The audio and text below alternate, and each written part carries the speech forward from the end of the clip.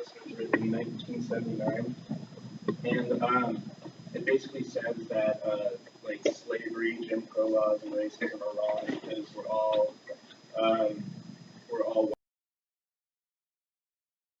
what it is.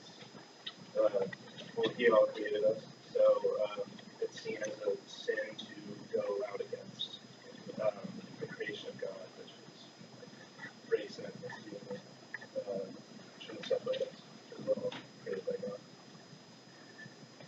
Right. So slavery was an economic system where people were treated as property, and we all know it happened in the mid-1800s in the United States. When African Americans were enslaved by the people of the U.S. in the South. And going back to the letter, it's a sin against creation, and it's seen as a poison to society.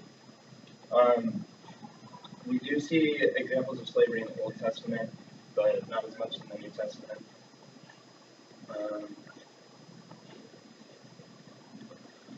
And then Catholic slavery. And back in the time of when the Romans, there were slaves, but then as it went on, they realized that slavery was something that Christianity wasn't involved with, and they abolished slavery in the Roman times when they were in charge of the church, because they saw it as wrong and unjust.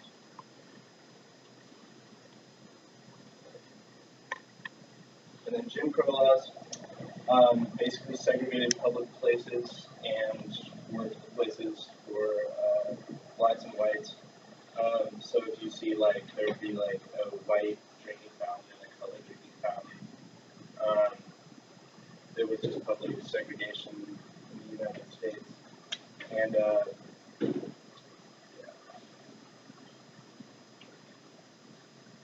and then the civil rights movement emerged in the 1960s. And it was when African Americans were fighting for equality in the United States, especially in the South.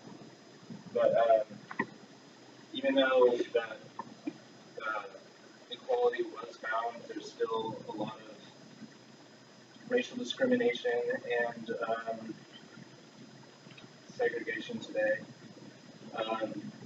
But yes, Catholic Church does support the breaking of the law because it's unjust and goes against Christianity. Which law? Yeah.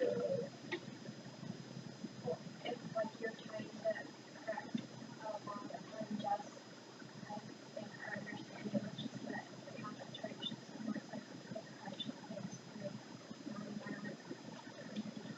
Do you understand that, everybody? Okay, great. Xenophobia is that unreasonable hatred or fear of that which is foreign or strange, and it can be seen through aggression or suspicion based on purely race, or even attempts to eliminate a race entirely, or with the desired outcome being security, which is like the main and in World War II.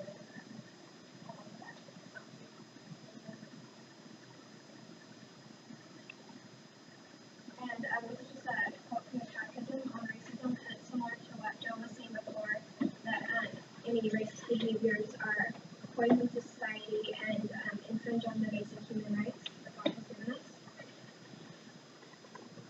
And systemic racism, there's two forms of it: overt, which means that the intended consequence is a racist outcome, and inherent, which means that they're not necessarily trying to be racist, but in the process of doing like what they in effect, it has racist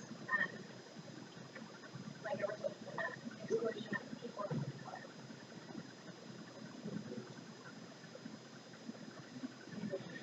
And I won't, you should understand the idea of systemic racism. The quiz does not ask you to distinguish between overt or inherently. But do you understand the idea of systemic racism? There's two different types. They're subdividing systemic racism into two different types. But do you understand the principle of systemic racism in general? Yes or no? Okay, so systemic racism in general. Well, it's just racism within the system in like companies and corporations and everything, just whether or not the intended effect or whether or not the effect is intended to be racist is. I mean, is our American economic and social system racist, whether it intends to be or not? Yeah, so that's the thing that it's systemic. It's sometimes even not even seen. Okay. And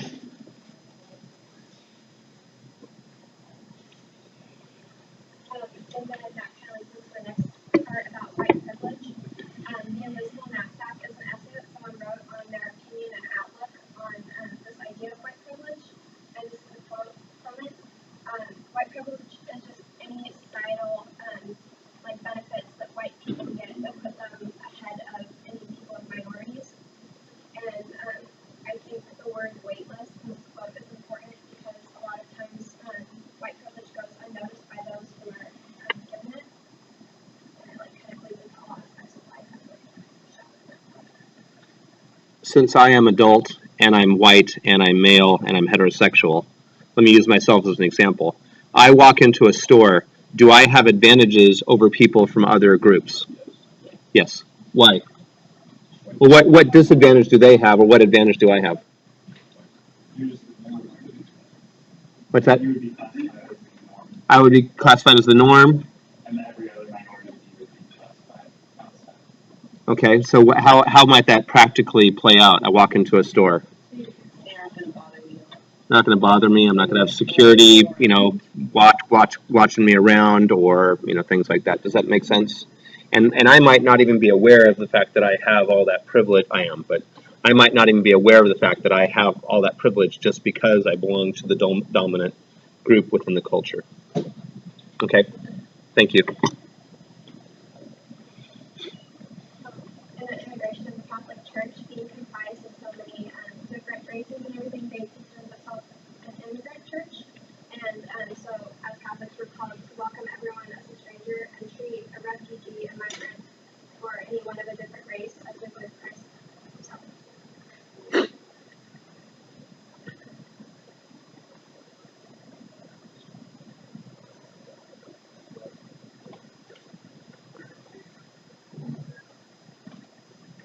Okay, so basically the Catholic Church says that people do have the right to migrate in like a search for a better life, but a lot of times people don't just come over because government secures the borders and basically puts the law.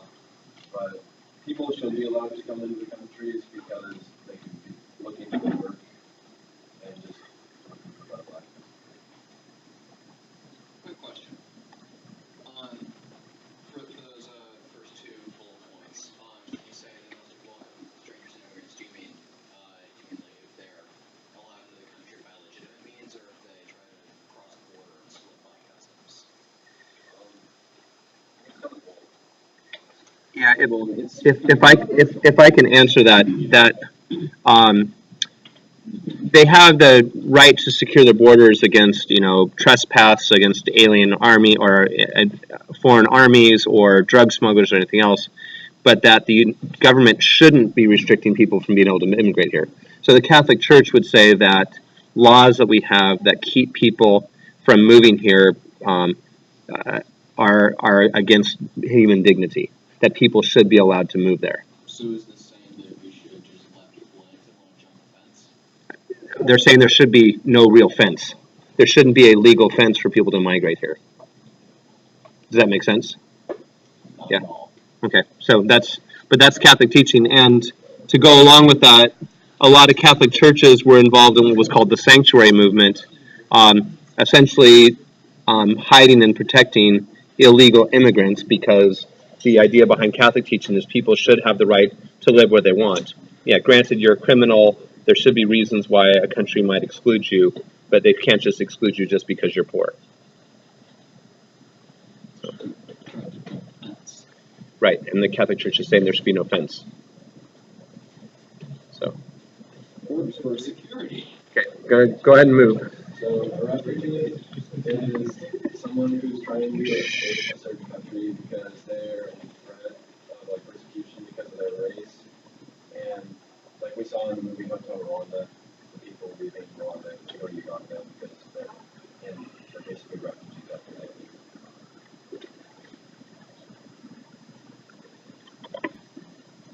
So a green card, also known as the United States permanent residence card, it's proof that the person is now a citizen of the United States, and it gives them the ability to live and work in the United States.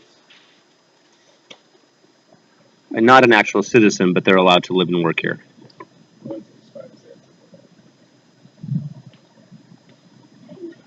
A guest worker is someone who lives in they're given the ability to live in a country while they work for a certain period of time. And this is very beneficial to the economy because the people are basically working for free. They're just getting to live here.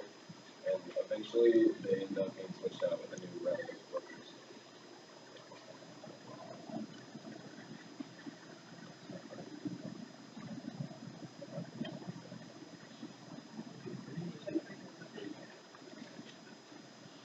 So the United States does have reasons why they let people into the country. If you are a refugee, if you have a skill that we have, if you are employed in some industry that needs you, we will let you in. But in general, we don't let people in just because they want to live here, which is your next slide.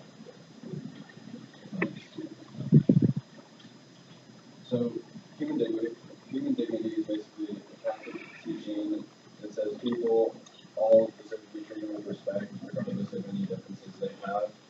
And racism basically denies people's human dignity. So the Catholic Church says that racism should not be a thing and all people should be treated equal.